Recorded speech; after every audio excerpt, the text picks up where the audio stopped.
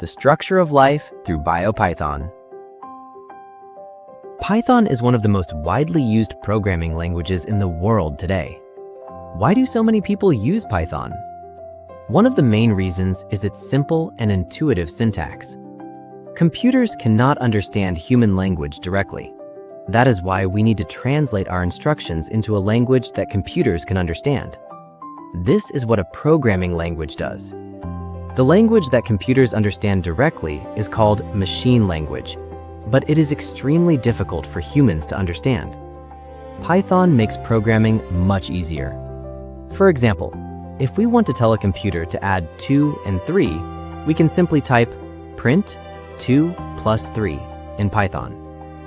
Even complex instructions can be expressed in relatively simple statements.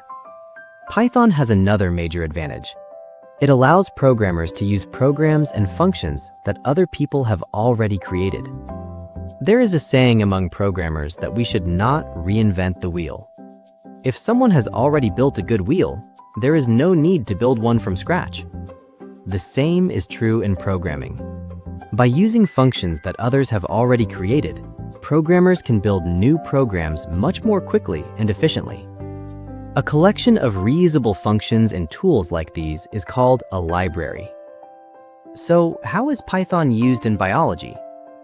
Biologists also use computers to analyze enormous amounts of data. One important tool for this is BioPython. BioPython is a collection of Python libraries designed to analyze biological data. It is especially useful for researchers in bioinformatics. So, what do bioinformatics researchers do? They use computers to analyze biological data such as DNA, RNA, and proteins. The amount of biological data is enormous. Imagine having to examine hundreds of thousands of DNA sequences one by one. It would take far too long. BioPython helps computers handle these repetitive tasks instead. One of the things we can do with BioPython is parsing. Parsing means extracting the information we need from a large amount of data.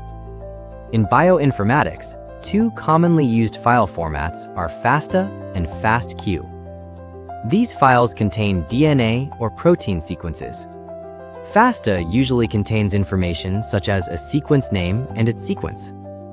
FASTQ also includes information about the quality of each sequence. So, how can we find only the information we need among thousands or even millions of sequences? With BioPython, a computer can quickly find the information we are looking for. The second thing we can do with BioPython is analyze DNA and protein sequences. DNA is made up of 4 types of bases: A, T, G, and C. From a computer's perspective, these are simply sequences of characters. Comparing these characters and looking for specific patterns are exactly the kinds of tasks computers are good at. With BioPython, we can treat DNA, RNA, and protein sequences as strings. We can then compare and analyze them efficiently. The third thing we can do with BioPython is automatically access biological information available online.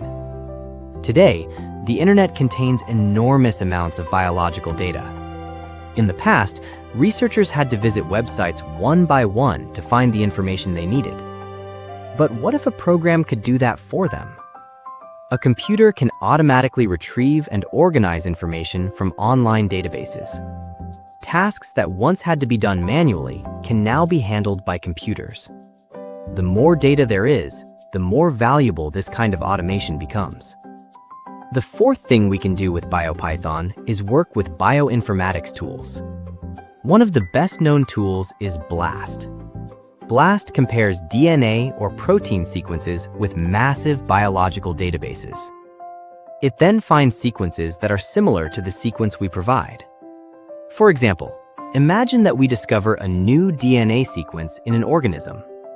We might wonder whether a similar gene exists in other organisms. BLAST can help us quickly find clues that answer this question. Researchers can then use this information to predict the function of a gene or study how organisms have evolved. The importance of BioPython also became clear during the COVID-19 pandemic. Researchers around the world rapidly analyzed viral genome data, and they shared their findings with one another. This made it possible to track genetic changes in the virus. How long would it have taken if researchers had needed to compare the genomes of thousands of viruses by hand? Computers can process and compare enormous amounts of data in a very short time. But that does not mean computers understand life for us. Computers process data quickly. Humans interpret the results. BioPython helps bridge the gap between the two. It is like a librarian who helps us find the books we need in a huge library. Once computers find and organize the data, researchers can use it to ask new questions. The amount of biological data will continue to grow in the future. So how will we make sense of all that data? This is where mathematics and computer science become essential. BioPython helps researchers organize and compare complex biological data. They can then use that data to explore deeper questions about the structure of life, the causes of diseases, and the evolution of living organisms. What new tools will help us unlock the secrets of life? The answer is not found only under a microscope. The key to understanding life may also lie in the new tools created through mathematics and computer science.